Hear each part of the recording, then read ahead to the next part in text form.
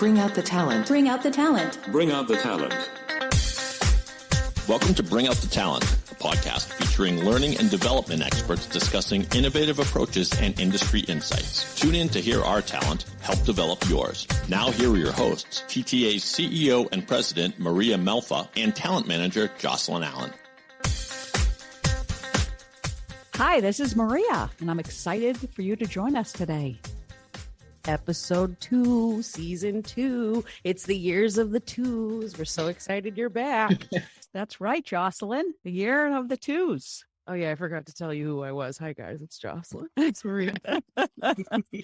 It's only Wednesday, and she already forgot her name. So, okay, so we're very excited for our guest today. For the first time in our economic history, there are 5 generations of employees making up our workforce, from the traditionalist generation to the newcomers, Gen Z. There are decades of experiences, cultures, and knowledge in our workplaces that each of us can learn from.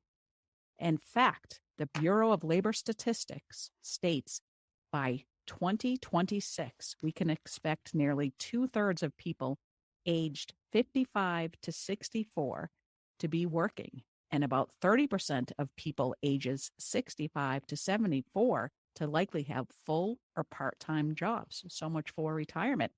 So how can business leaders and managers successfully lead multi-generational teams and unleash the power of a multi-generational workforce? We can answer these questions today and more with our guests, Alana Kiefer and Carolyn Stem from the New York Academy of Medicine and Center for Healthy Aging. Welcome, Alana and Carolyn. Well, thank you so much. So happy to be here. Absolutely. Thank you for having us. Can you share with our listeners an overview of New York Academy of Medicine and Center for Healthy Aging and what you actually do and your roles within the organization? Sure. So the Center for Healthy Aging is one of the 3 research centers at the New York Academy of Medicine, which is located in East Harlem in Manhattan. And even though New York is in our name, we do work in New York City, in New York State, and then all around the country, and sometimes even in other countries as well. Our overall mission at the New York Academy of Medicine, which we affectionately call NIAM, is to drive progress towards improved health through attaining health equity. And a lot of people are talking about health equity these days because of the pandemic. And we have been talking about it for much longer than that. And we have 3 different kind of main programs at the New York Academy of Medicine. We have a fellows program of about 2,000 healthcare professionals that are committed to health equity. We have a world-class medical history library. And then we have a number of different research, evaluation, and policy programs that focus on a variety of topics related to health equity. And not surprisingly, the Center for Healthy Aging focuses on topics related to the older population, typically adults 65 and older, but there's, of course, some range in that as well. And our mission at the center is to improve the health and well-being of both current and future aging populations. And I am the acting director at the center, and Carolyn is our trustee project assistant. Yeah. Amazing organization. You do a lot of wonderful things. Carolyn, do you want to tell us a little bit more about what your role is? Sure. My role as project assistant, as Ilana said, is very varied. I have done everything from presenting to organizations, to charting surveys, to helping with different thought processes and how we go forward. And I enjoy just being there and being a part of this wonderful project that we have been working on for as long as I know. I love that, Carolyn. I love that part of your role there is enjoying it as much as you do. Like the fact, like it's just, it speaks something to what you're doing, the culture that you have there, and how important it is to you for you to just be like, yes, what I do there is I really enjoy my job and working on the project that we're doing. That's fantastic. So we're here talking about the multi-generational workforce, which is a huge topic right now. As you said, it's the first time in our economic history that there are 5 generations at work. We're hearing it more and more. Can you explain a little bit more, like what it is, how it's affecting organizations and the rapidly changing labor landscape right now? What's the relevance? Well, I could go here. I find that a multi-generational workforce is a team. It's a team of workers that are not centered on any particular age group, but rather vary in age, temperament, and knowledge, working towards a shared goal. This also means that a supervisor, unfortunately, no, I'm just saying that. Ilana, don't listen to me. It also means that a supervisor could be younger than his or her older employee. But it seems like we tend in our society to silo people and put older people here, younger people here, Democrat, Republican, age millenniums, and we along with those silos sort of go adjectives that accompany them. And it is so refreshing when one is able to work in a multi-generational workforce, that the ideal is that those silos are not prevalent. And I love that. So what do you like about being in a multi-generational workforce? What are some of the things that you enjoy the most?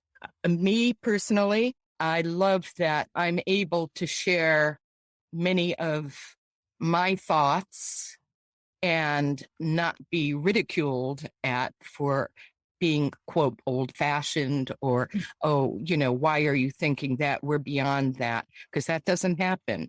I have a very respectful group of colleagues that I respect with their thoughts, and they seem to respect my thoughts too. And it is a very rewarding and inspirational feeling that you're appreciated. Excellent. And that's just a little snapshot of how I feel about the intergenerational workforce. What about for you, Ilana? Like, what sort of impact has it made on you? Like being not only a part of this project, but being part of a workforce that has made its intention to create this multi-generational cohesive unit. Well, number one, I love Carolyn and I love working with Carolyn. So she made it easy to be a part of a multi-generational workforce and team. And I think it inherently makes sense because we are the Center for Healthy Aging. And so who else to provide ideas and thought leadership and direction on research and programs and projects that relate to older adults than someone like Carolyn, who does identify as an older adult, at least on most days. And also, I think there's for someone like me, I've actually devoted my career to aging services. So I've always worked in this field and I feel very strongly and passionately about this field. And I do know a fair amount about it. However, I'm in my mid-30s, and so I don't have the lived experience. And so kind of everything that I kind of know or think I know is essentially secondhand information. So again, just kind of in the content that we do, it makes a lot of sense. But as I've been thinking about this and thinking about this podcast, honestly, I think there are so many benefits to having a multi-generational workforce for many different types of work output, not just things directly related to older adults. We are a fairly age siloed community, but there is so much going on in this world that affects people of all ages. And so it only makes sense to have a multi-generational workforce. Now you see why I love working for this team. Absolutely. So well spoken and well thought out. And I like that this is already a part of, what you have worked on, Ilana. So I think you probably have brought a lot to the table that has allowed, see, there you go. Carolyn right there. I love this. The amount of support that's here. You guys are giving me like all the feels right now. And I agree with you. I think that there's a lot that comes with experience. There's a lot that comes with like education and knowledge. And I just think that everybody thrives when the two of those things can come together, regardless of which is coming from whom, right? But they both speak miles for the standard of, what does knowledge in general get you, whether it comes from experience or from education. We've talked a lot about the benefits. Ilana or Carolyn, I know that, it's helpful to direct it to either, but I love both of your perspectives. From the point of view of a manager, what are the benefits really of a multi-generational workforce? I think similar to, again, especially doing the work that we do focusing on aging, it's really helpful to run ideas by Carolyn. And of course, Carolyn is one person. She does not at all represent Right. the entire population of adults age 65 and older, but it's really helpful to run ideas by her, to say, do you think this might jive? Also, just in terms, Carolyn's been here for how many years, Carolyn? 14. 14 years. So just the institutional knowledge, a sense of what has worked and what hasn't worked in the past is invaluable. I've only been at IAM for 2.5 years. So that is particularly beneficial.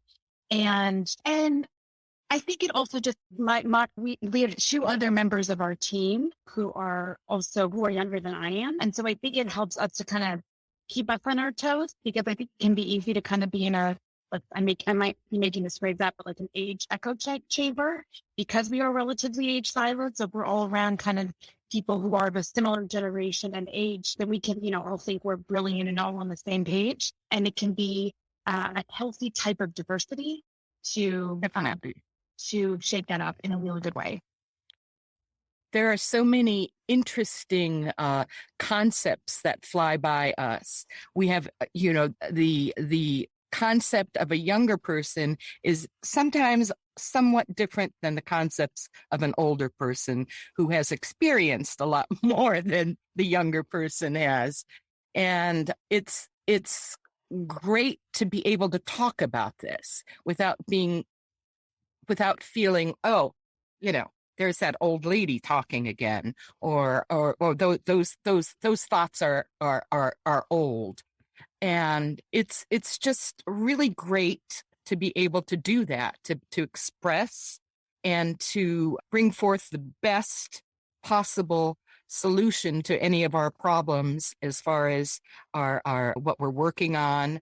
And it's a wonderful situation. It's a wonderful situation to be in. And just one note that there's so much work, I'm sure you talked about this on your podcast, in terms of diversity. And often when we talk about diversity, we often think about racial diversity and ethnic diversity, and age diversity is not as often discussed. And we've seen so many benefits of diverse workforces, diverse setting, and just want to remind people that age diversity can also be very beneficial.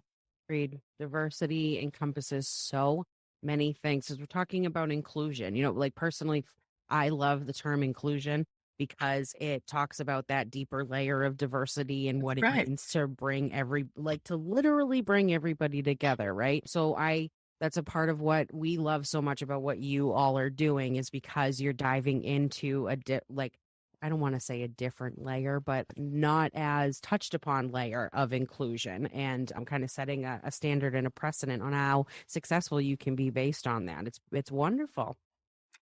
And another thing, our work takes us to communicating with older people in different cultures, which adds more layers onto our interest and our understanding of multi-generational associations. And it's wonderful. I learned so much from different cultures that I never knew about. You sort of tend to stick with your culture. And it's amazing, and it's been very rewarding. Ilana, can you share what the age range is at your organization, like from the youngest to the oldest? Because last time it was pretty remarkable. Because we do a lot of research, we have college and graduate student interns here. Now, again, not a lot of people are running around the building these days, but we certainly have people in their 20s who are, a few that are staff, but also that are interns. And I believe, Carolyn, that you are not the oldest person that's employed at night. Really? I do think there are maybe 1 or 2 people. I don't know, Carolyn, if you're comfortable revealing your age. Well, let's say, I'm past 65, not quite 80, but close to. Well, I know when we originally spoke and you did mention your age, Carolyn, I was actually very shocked. Yeah, we were. Yes, we couldn't Yeah. believe it. Yeah. So That's that's amazing. So and I'm still kicking here. yes, no, Thriving, I would say. Thriving. Your energy Thank is you. contagious. for somebody 123, Yeah, the HR records are locked up. I Now know. everything's out. I'm a big joker. I think I could have told, like I always say, like on my birthdays, that I'm about 25 years older than I am, because usually like people lie. You know, if they turn 50, they're like, I'm 35. I'm like, then if you say that, people look at you and like, oh, that person looks horrible for her age. So if you turn 50, I tell people I'm 80, and then they're like, wow, she looks good for her age. So It's a little. yes. So that's my belief there. So I know we just talked about the many benefits of working with a multi-generational workforce. There must be some challenges. Can you tell us any challenges that you have experienced? Technology. And Right. just because, my generation and really younger generation are digital natives and were, basically born out of the womb with an iPhone in their hand. That was actually not the case for me or for Carolyn. But because it is just easier for me, and I've been a lot more exposed, as has the rest of my team, to various types of technology. We are more comfortable with technology, and it's also easier typically to learn new programs, applications, etc. And so one thing that I've really, worked to do is not to assume that Carolyn cannot learn new technology. And I think, Carolyn, you could agree that we have found together that there are some programs that she is quite comfortable with, and programs that she just won't use, and we'll delegate that to somebody else. And that's fine. And so, I've been quite impressed with Carolyn's Microsoft Excel skills, for example. But something like website maintenance, I'm not going to ask her to do. I can barely figure it out. But so we just kind of like, we navigate it together. And I think Carolyn is actually probably more technologically skilled than other workers in her age range. So that might be a challenge with other multi-generational workforces, especially as companies and organizations are just going increasingly digital in every way, shape, or form, particularly in the pandemic, but also just because that's the way the world is moving. And maybe, Carolyn, do you want to talk briefly about kind of the physical environment? Right. Well, first of all, I just have to say that my team has been very, very patient with me. And Ilana, you've been wonderful. And this is something that would be necessary to make a successful work environment, is understanding and helpfulness, and not hold it against someone that they're not understanding SharePoint, and it's extremely important that association occurs in the workforce. Physically, as our bodies age, our mind may not age, but our bodies certainly do. It's rather important that there is adjustable chairs, comfortable, not really specifically pointing out that, oh, she's old, so she needs this and she needs that, but generally to make a comfortable environment to work in. And my team has done that. Ilana has helped. I've gotten a very nice chair. Thank you. But it was not that was just because of me. It's because it was really necessary we had rather old chairs at the right. And of course, stairs are always difficult, but thank heaven we have elevators. So that could be a barrier, but it's not at where I am working right now. But I just want to say one thing. When I learned how to type back in high school, I learned on a manual typewriter. And then we had an electric typewriter, only one in my typing class. And then when I had to go out and start temping, we went into DOS computers. We went into, the mouse came around, then Microsoft, WordPerfect, all these different programs that developed just within my working span. And not only my working span, but many people my age and even perhaps younger have experienced this conglomeration of different computer problems. And it's been quite a journey. And it can lead to a lot of intimidation and a lot of fear. But if you have a wonderful working relationship, an intergenerational working relationship, it does not have to be that way, because even though my brain is old, it is still capable of learning. All the time. Yeah. About Yes. like the forever learner in all of Yeah. us. Yeah. Yeah. Mhm. I could relate to the lack of computer skills. I'm probably the most computer illiterate person at our company, and I have a hard time learning a lot of new technical programs. My IT department kind of goes crazy with me, but in a fun way. So they give me a lot of different accommodations. So I remember, back in the days when we would write our research papers in college, and the good old fashioned typewriter with a whiteout. And Oh, yeah. I mean, I can't even believe like our children would be dying right now if they had to do that. I do think sometimes we meet on a daily basis, and sometimes we do see kind of either generational differences or kind of different values or mores that are, and sometimes I worry that Carolyn feels like the odd one out because the rest of us on our team are kind of the more similar generation. And so sometimes, we'll like argue over, like, for instance, Carolyn often suggests like, well, how many of these are we going to print in hard copy? And I always say, Carolyn, we're not printing hard copy. It's all digital. But it's not necessarily wrong, because if it's something for an older person, they might actually prefer to have it in hard copy. So we do go to battle sometimes on those things. I think it's good for all of us to kind of hear different perspectives. And then and again, because we work in this field, Carolyn's ideas are often, more correct than mine in that way. So we just talk it out. Yes, I love my hard copies. I print a Oh, lot me of too. things. I still write everything down. And I use a pencil. Yes, I do too. It's funny because yes, Sure. yes, absolutely. It's funny because over the years with my kids with their homework, if they have to read a long paper, they have this long assignment, like print it out so you could review it, you could circle it. I'm not printing it out. I'm like, how could you work that way?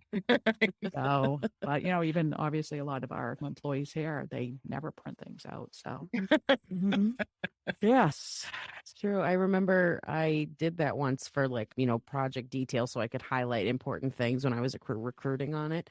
And I forget when it was, but somebody was like, how do you I just don't like going back and forth between, the pages to see where those details are and then where I'm putting my job description. And I was like, well, pull the Microsoft document and print it. And they were like, what? It was like an unfathomable thing. And I'm not talking about I'm talking about a preferential difference overall, but they looked at me like I was crazy like that. But who got their job descriptions out faster? It's funny. So I love the camaraderie you guys have. yes. Yes, I think it's rare. And I hope that it's not rare. I hope other organizations can develop what we have developed, but we've worked on it. I mean, I shouldn't say we've worked on it. It's sort of came natural. Don't you think, Ilana? I do, but I do think that the pandemic brought our team closer. Oh, yeah.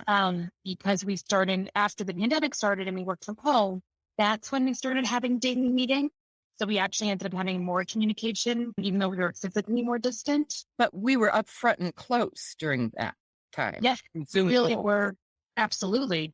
And so I think it definitely brought us closer as a team, and because of, again, the content of our work, what we were doing was actually felt even more urgent and relevant because of the urgency of the pandemic crisis.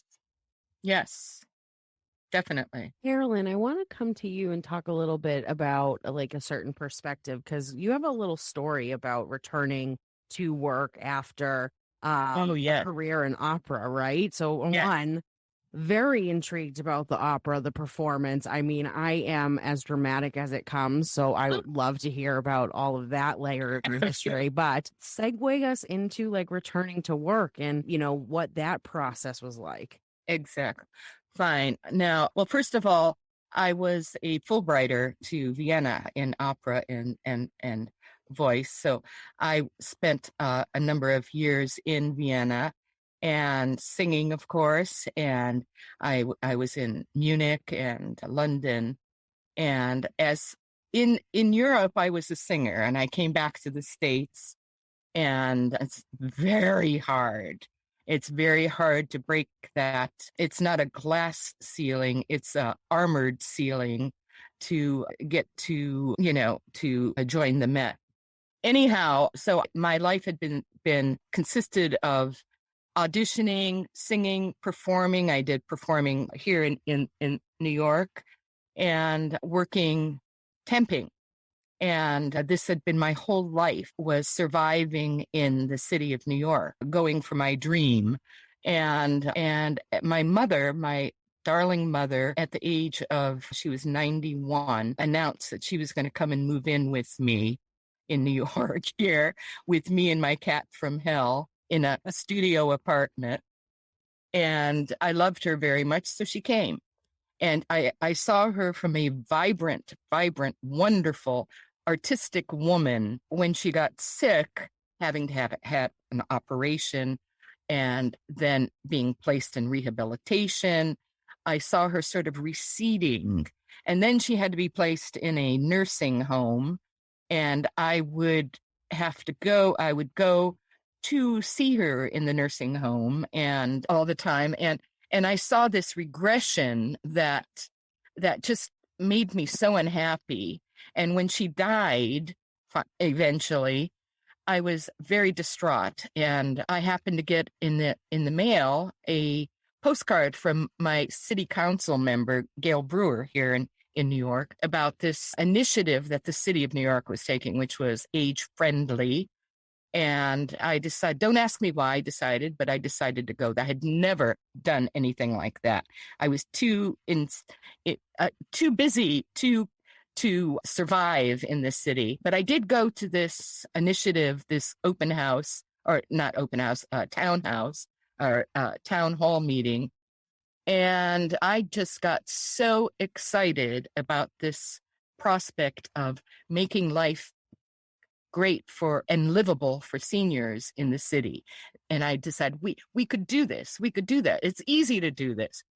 And so at the end of this wonderful meeting, they asked for volunteers, and the place had over 400 people at it. And the lineup for volunteers was long, and I joined it. And wonder of wonder, NIAM, which was sponsoring it with Gail, out of all these people, don't ask me how, but they picked me.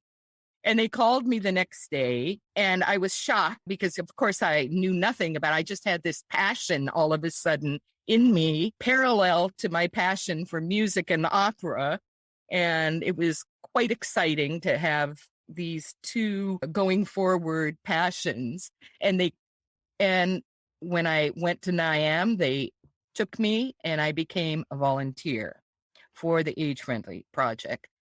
And then eventually I joined Reserve, which was a senior sort of, what do you call it? Job placement. Okay. Yeah, job placement, through which I was paid, no longer volunteering, but being paid. I also worked at the Department for the Aging through Reserve. So I kept these two jobs on aging. And I just developed this passion for older people and the struggles that they are going through, and how we can help it, how we could make it better for them. Of course, never thinking that I'm an old person too, and I belong in that category. When you're that, you're no matter what age you are, you're always 20 or 22. You don't really feel that you're a part of the aging process, except for your bones and your body. But anyhow, so I continued at NIAM and have been happy doing this work that I have always loved now. It was a new birth, let us say, a new birth of interest and passion that developed just like that. And it just has carried me on. That does not mean I still I have forgotten my operatic love. Absolutely not. But people can have two passions or more is about probably what I would end up in saying. It is possible to love. It's an amazing story. That's my absolute dream to go to Austria. Oh, it was wonderful. Yes. That's absolutely amazing. So we will definitely have to end this segment with you singing a song for us. Had some of these skills from us. Well, I think Nian has been trying to that would be for a long time. This one time, have it recorded before. That is bragging rights for centuries. Absolutely. That's going to be our tagline. TTA, we got Carolyn to sing before Niam did. The reserve program, I think, Carolyn, it's for adults age 55 and older. Is that right? Yeah, I think so. But that's just, as we talk about multi-generational workforces, if we've convinced anyone on this podcast that they would like to create a multi-generational workforce, you can look that up online. It's the Reserve program. Reserve Inc. Reserve Incorporated, exactly. And so we highly recommend that. Combining Carolyn's two passions, she brought me to my first opera ever at the Met. And we went to go see La Boheme. And it was a role that I have done several times. Absolutely beautiful. Stop, really, Oh my Carolyn? goodness. You and I need to have coffee one of these days. Sure. I am a theater kid at heart. I went to Broadway like every single year when I was in elementary school and high school. And you nailed it on the head when you say that people can have two passions. Oh, yes. Performance will always be one of mine and people will always be another. And yes. That's why I love this podcast. I've told you this a million times, Maria, because I feel like it allows me to do both of them at the same time, which let me tell you, Carolyn, that is something. Being able to do both of them at once is a lot. Yeah, it's a lot. It is. It's wonderful. The only opera I have seen, actually. My father took me many years ago, but my father loves the opera. So wow, it's amazing. Great. So cool. Yes. So actually, Alana, my question was going to be about the reserve program because that's very interesting. How many people typically join a program and how many programs do you have throughout? So I just looked at the website. It's actually for adults 50 and older. It's for skilled professionals 50 and older working with their communities in a variety of different capacities in both government and nonprofit positions. At 9am, I know at the moment we have, I think, at least 2 reservists, and I know that we have had others through at 9am. So they're just individuals that are placed in different organizations. Okay, great. So when you started, Carolyn, you were the only one, or were you starting with? There was a gentleman who was also, the two of us were on this age-friendly project initiative, and he eventually died. And so then I was the remaining reservist working with the center here. Okay, great. And in case anyone is intimidated, it's not a full-time 40-hour-a-week position. So Carolyn on the books works, 18 hours a week? Yes. Yes. But she makes herself very available, which I always appreciate. Days a week. Yes. Yes. And there's flexibility in there too. Yeah. Oh, yeah. Yeah. And you get a paycheck. So it's a very smart program. Great. It keeps your mind young. Yeah, absolutely. And you guys have taken so many steps to make sure that, accommodations and matching things appropriately is of the top priority. And that seems to be what you guys have really figured that out. It seems to be what really works for you. It is, you work so much harder if someone can understand your priorities too. Absolutely. Absolutely. I agree 100%. I haven't even told Carolyn this, but one thing that I try to emulate from Carolyn that I've really learned because we're working a lot from home is that I think for many of us, I think my generation, our attention span is pretty short anyways. And the pandemic and being on Zoom and being on our computers all day long has certainly made my attention span much shorter. And when I look at Carolyn on Zoom, on our meetings, she is paying attention. She is not multitasking. She is focused. And it is always something I aspire to do. I don't always do it that well. It might be Carolyn, it might be her generation, it could be a lot of things, but it is one of many things I think that I have learned from her. Gee whiz. We just ended it there. Gee whiz, and then we close. That's I love that. That's a perfect little sound bite. I love that. You guys are proving to us and our listeners, I'll say it again, the camaraderie that comes with it, because I think what this does, and for lack of a better word, is it forces people to come together and work together in a certain way, right? Yeah. Get the knowledge and information from each other, and power, two minds are greater than one, right? And so it allows perspective to be what moves you forward.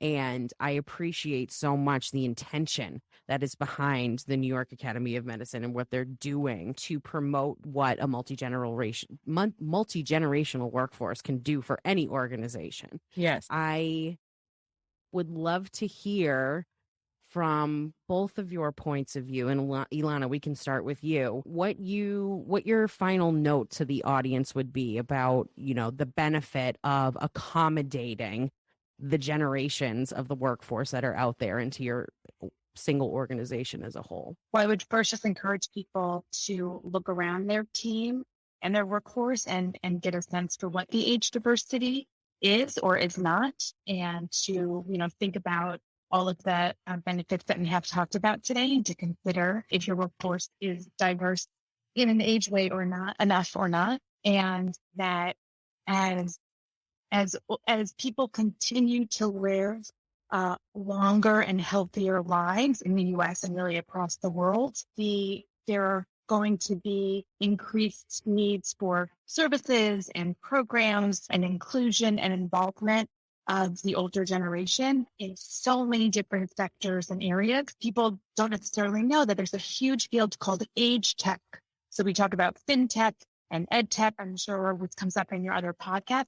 There's also age tech. And so who better to help think about technology that supports older adults and their caregivers than older people themselves, who will be the ones benefiting from it. Carolyn, do you want to share your perspective on what you would, say to our listeners about the benefits of having the multi-generational workforce?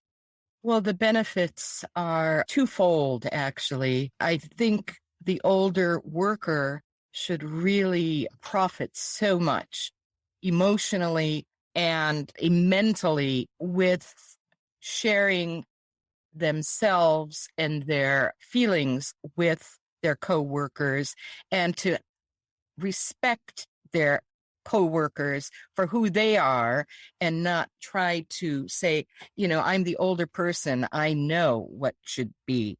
That is not how it goes. It's a respect for each other. And when you can achieve that, that should be a goal in a department. And if that can happen, it would be a beautiful multi-generational working situation that would profit not only the younger people, but the older people and the task before them. And, it's a beautiful thing, intergenerational, sort of like the master and the apprentice. Great analogy. Wonderful analogy. I was just going to say that. Again, I love what you guys are doing. I love the message that you're sending. I feel it. I love that you are both just as passionate about it from completely different perspectives as we're talking about. And that's what makes it work the way that it does. So kudos to you. Bravo. I think you're doing a wonderful thing. Thank you. All right. So now has come the time for our new season 2. Not Carolyn, you are ready for this. Our gee whiz. Right? Yes, that's how we're starting it, is with the gee whiz. It's our TTA 10 segment. It's the TTA 10 final questions for our guest. All right, ladies. So I'm going to go about this and say that, Ilana, I want you to answer first, and then Carolyn come in right after. It's going to be the same question. I'll only ask it once. You guys just work in tandem. But the goal of this is to answer these 10 questions as quickly as possible. And if we complete the 10 questions, then you guys get a special prize, which comes in the form of a really cool sound effect from our producer, David. Get ready. It doesn't get better than that. Okay. All right. Are you ready? Okay. All right. Let's go. What is your favorite color? Purple. Yellow. Who's your favorite musical artist? Everyone. Whitney Houston. Oh, if you could live anywhere, where would it be? Vienna. Boston. Yeah. Come on over. What's 6 plus 5? 11. 11. Yeah, I know. You win that one, Carolyn, because it was like a first come, first serve. What zoo animal would you most like to have as a pet? My kitty. I don't like animals. My kitty. The Kool-Aid man just burst through your wall. What does he say? Are you thirsty? Don't drink the Kool-Aid. If you could choose any other career, what would it be? I have both of them. And I had both of them. A therapist. Carolyn, I love your answers. You guys are doing great. Does pineapple belong on pizza? Nope. Definitely not. Oh, no's across the board. What was the most recent Netflix binge or other streaming service? I don't have Netflix or anything like that. How about PBS, Carolyn? What did you recently watch on PBS? Oh, everything. Everything on PBS. I love Everything. that. Nova, everything. I just finished watching Ozark. And last question. If you could have coffee with any celebrity, living or dead, who would you choose? Birgit Nielsen. She's a singer, an opera singer. I know there's a popular one too, but she's a Wagnerian opera singer. I have so many. I'll go with Mark Ruffalo. Love it. The Hulk. I'd love to have coffee with the Hulk. David! Where's their sound effect, David? You win! Gold stars and applause. Well, this was amazing. Thank you so much, Elena and Carolyn. We loved hearing your story and about the importance of having multi-generations in a workforce. You definitely inspired me. So thank you again. Thank you. This was really fun. Thank you all. It was a lot of fun. We're happy to get the message out there, and thank you for everything that you are doing. Thank you. If you're looking for more information on our guests today, Ilana and Carolyn, or if you yourself want to become a part of the TTA Talent Network, visit us at thetrainingassociates.com. We'll see you later.